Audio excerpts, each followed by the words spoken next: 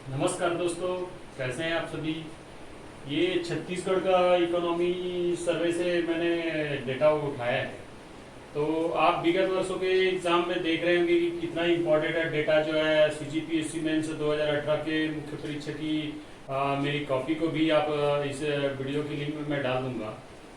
तो उसमें देखिए कि क्या बेस्ट लिखने से कितना अच्छा नंबर मिलता है, और इकोनॉमिक डेटा का जो सर्वे है या संबंधित विभाग या सेक्टर का, जैसे कृषि क्षेत्र हो गया, उद्योग हो गया, सेवा हो गया, उसमें वृद्धि दर या जीडीपी डायरेक्ट क्वेश्चन आता है 2 नंबर 4 नंबर का।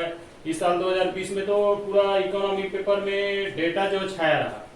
तो इकोनॉमी सर्वे में जो छत्तीसगढ़ का डेटा, योजनाएं और सरकार की जो राजस्व घाटा, राजकोषीय घाटा, कुल आय, कुल व्यय और उससे संबंधित जो आंकड़े बिल्कुल अति महत्वपूर्ण है। और अभी जैसे सब इंस्पेक्टर का परीक्षा हो रहा हो या रेंजर का भर्ती परीक्षा हो, उसमें बहुत इंपॉर्टेंट है डेटा। 7 से 8 नंबर क्वेश्चन मेंस हो या प्री हो, उसमें पूछा जा रहा है।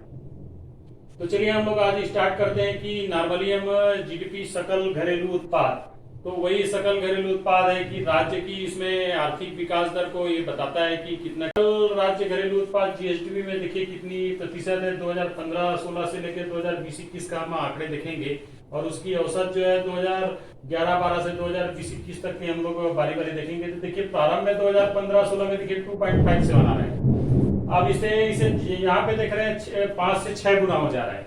अब यहाँ पे 1/4 हो जा रहा है, कम हो जा रहा है। देखिए 7.98 हो जा रहा है, 5.12 हो जा रहा है, -1.77 इसलिए हुआ कि कोरोना काल में देखेंगे लॉकडाउन में सारी अर्थव्यवस्था जो है फ्लक्चुएट हो गई थी। भारत को तो -7.77 है। अब इसमें देखते हैं कि वृद्धि दर इंपॉर्टेंट है। इसमें 2019-20 के एग्जाम में पूछा गया था। इसमें आपको पूरा इकोनॉमी सर्वे से जीएसडीपी में योगदान जो ये जीडीपी है, कृषि, उद्योग, सेवा और वृद्धि दर को 4 नंबर में पूछा गया था क्वेश्चन जो है।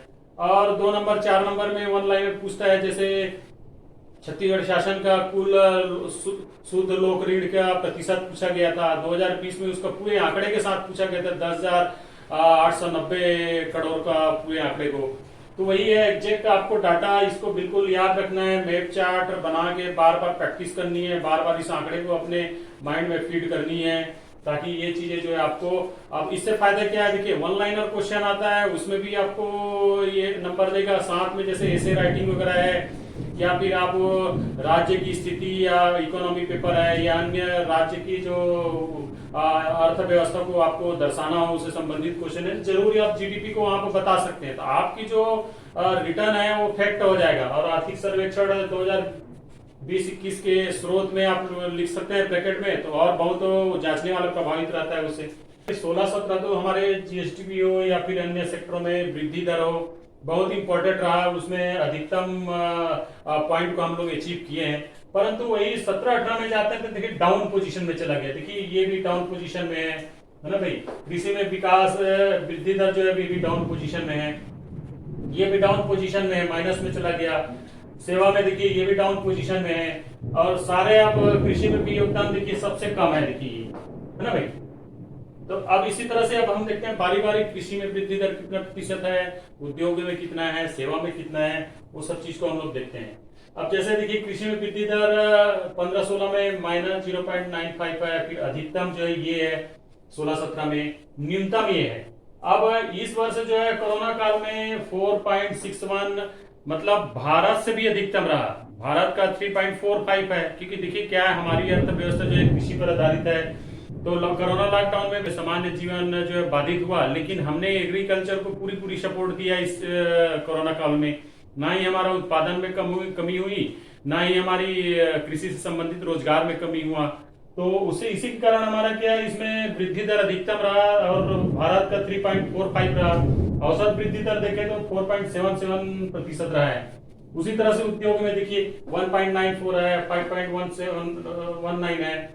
अब इसमें न्यूनतम जो इस साल रहा कोरोना काल की वजह से, क्योंकि देखिए लॉकडाउन में देखिए श्रमिकों का जिस तरह से पलायन हुआ, और जितने लॉकडाउन में महामारी, ये क्योंकि ये कि गेट टुगेदर वर्क है, जो इंडस्ट्रियल वर्क है, बहुत भीड़ रहता है कच्चा माल की आवाज जावा या मार्केट जाने के लिए या वितरण भंडारण के लिए, इसमें मूवमेंट काफी होता है। तो कोरोना काल लॉकडाउन में देखेंगे आईपीसी धारा 188 या महामारी अधिनियम 1897 और आपदा प्रबंधन अधिनियम 2005 लगा हुआ है, इसलिए क्या है, बाधित था।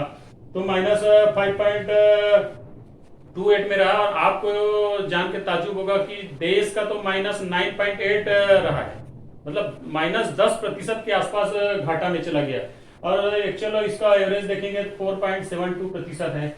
अब उसी तरह से हम लोग सेवा में जाते हैं, तो सेवा में देखिए 5.92 है। आप इसमें देखिए क्रमोत्तरी अधिकतम आप सेवा में देखेंगे तो आपको देखिए 18-19 में मिलेगा, लेकिन न्यूनतम जो है 1.7। इसको वन लाइनर एग्जीक्यूटिव क्वेश्चन में पूछा भी जाता है, आपको दे देगा कि भाई सेवा में वृद्धि दर किस वर्ष अधिकतम रहा या न्यूनतम रहा। तो 16-17 दे देगा, 17-18 दे देगा, 18-19 दे देगा, 19-20 ऐसे ईयर दे देगा। आपको सेलेक्ट करना पड़ता है। तो आप एक एक नंबर आपके सिलेक्शन के लिए बहुत इंपॉर्टेंट है। आज के कंपटीशन के दौर में इतनी कंपटीशन बढ़ गई कि लाखों करोड़ों का डाटा को लोग रटने और पढ़ने के लिए कई ट्रिक और उसका प्रयास करते हैं, बार बार लिखते हैं। तो मैं आपसे यही रिक्वेस्ट करूंगा कि बार बार इस चार्ट को पढ़िए, लिखिए, पढ़िए, लिखिए और पिछले बार क्वेश्चन देखिए। आपकी मेहनत बेकार नहीं जाएगी, आप बिल्कुल सही दिशा में जा रहे हैं। और मेरा अनुभव अच्छी तरह है, मैंने 2000 मेंस में जो लिखा है वीडियो भी बना के आप लोगों के बीच प्रस्तुत किया। देखिए उसमें इकोनॉमी मेरे को 100 में 100 नंबर दिया है लगभग। तो उसी तरह से सेवा में चलते हैं, तो सेवा में देखिए 5.92 से चालू होता है, फिर देखिए 17-18 में फिर फ्लक्चुएशन हुआ सेवा में। अब इस साल कोरोना काल में थोड़ा सा 1% वृद्धि हुआ है, लेकिन हम यहीं पे यदि भारत के अखिल भारतीय स्तर में जाएंगे तो वहां पे -8.8% जो है कमी पाया गया सेवा में, क्योंकि सारे चीजें लॉकडाउन में क्या बाधित हुई थी। और एवरेज लेंगे तो 5.23% है। अब ये तो हो गया जीएसडीपी, कृषि उद्योग में वृद्धि दर। अब देखिए कृषि उद्योग और सेवा में राज्य के जो जीएसडीपी उसमें योगदान कितना कितना प्रतिशत किसका क्या है। अब देखिए कृषि में देख रहे हैं 15-16 के दौरान 17.16 है। अब सबसे अधिकतम इसकी योगदान हमने बताया था कि 16-17 में, देखिए 16-17 में सबसे अधिकतम रहेगा। अब सबसे आप फ्लो चार्ट को देख के बता सकते हैं कि न्यूनतम जो है 17-18 में रहेगा। इसे माइनस दर देखिए यहाँ से 19 से सीधा डाउन हो गया, थोड़ा सा 0.10% बढ़ा, लेकिन वो कोई मायने नहीं रखता।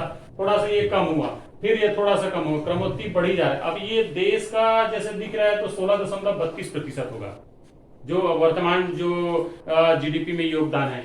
अब उसी तरह से उद्योग में देख रहे हैं, देखिए आपको क्रमोत्ती 16-17 में देखिए, इसमें फिर क्या हुआ, फ्लक्चुएशन हुआ। तो सबसे बेस्ट हमारा जो रिकॉर्ड था ये दिख रहा है आपको, ये 18-19 में 48.97%। और इस साल जो है 46.43% है हमारा जीएसडी है। वही देश का देखेंगे तो 29.40% है। ठीक है भाई। अब सेवा में देखेंगे तो 35.66, तो जैसे हम पूर्व विदित हो गए 34.81 जो है, थोड़ा सा इसमें दिखा रहा है, थोड़ा सा फ्लक्चुएशन जो है। अब सबसे न्यूनतम में स्थिति में जाएंगे तो आपको दिख रहा होगा फ्लो चार्ट में, ये है सबसे न्यूनतम जो है 17-18 में। तो एक तरह से आप मन में फिट कर लीजिए कि हमारा जीएसटी में 16-17 में अधिकतम है और 17-18 में अगले साल जो है वो थोड़ा सा उतार चढ़ा के, मतलब जितना उतार चढ़ाव है उससे काफी डाउन में चला गया है। और देश का देखेंगे तो 54.25 जो है सेवा में उसका योगदान है। तो ये जीडीपी में अब देखिए इसी में बहुत सारे क्वेश्चन बन जाते हैं। इसमें क्वेश्चन 2020 का प्री उठा के देख लीजिए, उसमें पूछा गया है ये 2 नंबर का क्वेश्चन इस फ्लो चार्ट से।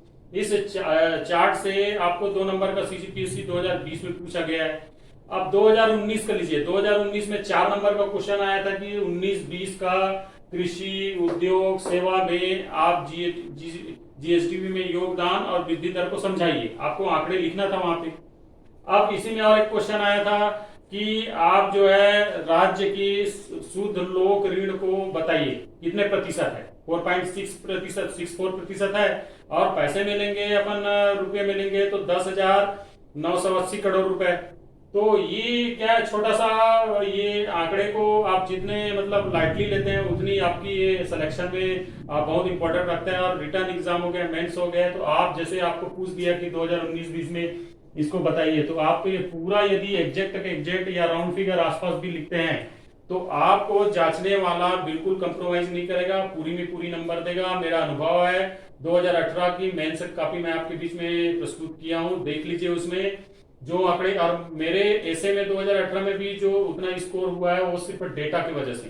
तो कई लोग बोलते हैं कि डेटा ज्यादा नहीं भरना चाहिए, ठीक है, लेकिन आप ये बताइए कि आप जैसे मैं आपको एग्जांपल दूं कि आप बहुत धनी हैं, आप बहुत आपकी स्टेटस अच्छी है, समृद्ध है, लेकिन आप अपना एग्जैक्ट फिगर नहीं बताएंगे कि कितना करोड़ के मालिक है, या आपकी बिजनेस का कितना टर्नओवर है, या कितनी प्रॉफिटेबल है, या कितने एम्प्लॉय आपके अंडर में काम कर रहे हैं। तो डेटा जब तक प्रस्तुत नहीं करेंगे तो आपकी जो लेवल या स्तर या आपकी जो बात में वजन वह नहीं रहेगी। तो उसी तरह से हम भी जब लिखते हैं तो हम जो आर्थिक सर्वेक्षण के स्रोत मान के उसके डेटा को वहां मेंशन कर दिए, छोटी सी चिड़िया बैठा दिए, 2 लाइन को छोड़ थ्योरी ना लिख के हम डेटा को लिख दिए, तो जांचने वाला बराबर उस चीज को समझता है कि भाई ये तैयारी के साथ आया है, पढ़ा हुआ है। तो ये छोटा सा मैं प्रस्तुत किया, और आगे हम लोग देखें कि कृषि से संबंधित उद्योग और इसे पूरा देखेंगे। तो ये वीडियो कैसा लगा बताइएगा, और ज्यादा से ज्यादा ये डेटा को पढ़िए। इकोनॉमी बहुत ही अच्छी सब्जेक्ट है, इसको पढ़िए। और इकोनॉमी सर्वे को आप डाउनलोड कर लीजिए, उसमें सारी योजनाएं हैं सरकार की, जितने भी आय व्यय की ब्यौरा है वो बिल्कुल ऑथेंटिक है। आपको किसी अन्य माध्यम से बिल्कुल नहीं पढ़ना है। उस आर्थिक सर्वेक्षण को डाउनलोड करके उसकी स्पाइरल बाइंडिंग करके बढ़िया उसकी पढ़ाई करिए, हो सके तो नोट्स बनाइए। तब तक के लिए सभी दोस्तों को धन्यवाद।